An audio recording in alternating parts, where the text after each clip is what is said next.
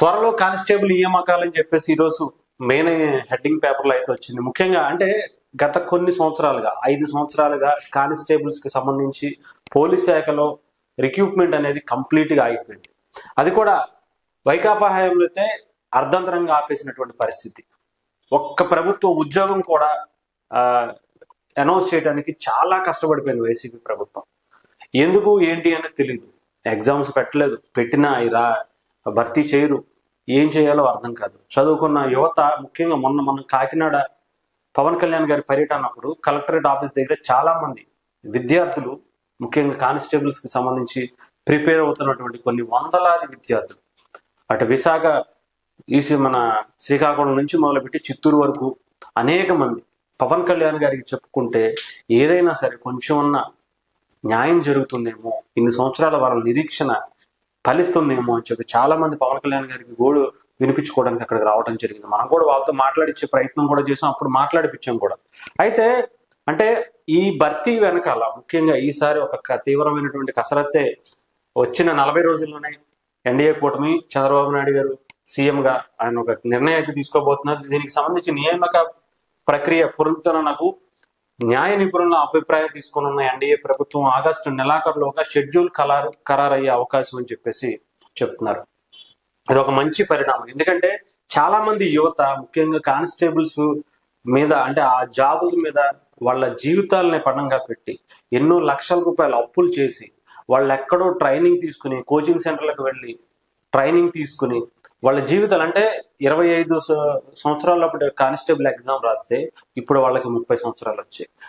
ఇంకొక కొద్ది రోజులు అయితే ఐఏఎస్ బార్ అయిపోయిందంటారు. వాళ్ళు ఏం చేయాలో తెలియదు, ఇంకొక ఉద్యోగం చూసుకోలేరు. ఈ ఉద్యోగం వస్తుందేమో అని ఆశ.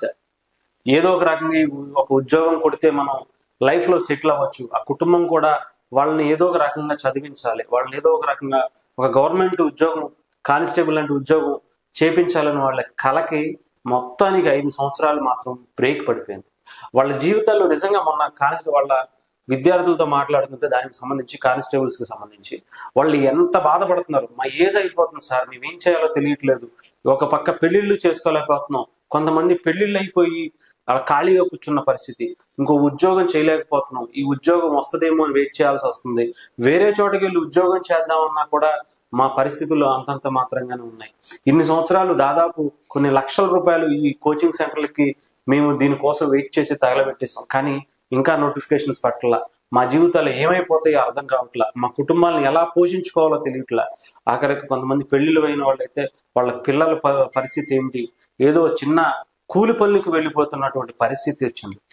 ఈ 5 ఏళ్లలో ఎంతో చదువుకుని ఒక కానిస్టేబుల్ ఉద్యోగం లేదా ఇంకో గవర్నమెంట్ ఉద్యోగం తెచ్చుకుందాం అనుకుని ఎంతో మంది కష్టానికి ఎగ్జామ్స్ రాసి ఆగిపోయిన వాళ్ళు ఉన్నారు, ఎగ్జామ్స్ రాద్దాం అనుకునే వాళ్ళు ఉన్నారు, ఎగ్జామ్స్ రాసి రెడీ అయిపోయి పోస్టింగ్ ఇవ్వడానికి అంటే వాళ్ళకి షెడ్యూల్ చేయడానికి కూడా కొంతమందికి టైం లేదండి.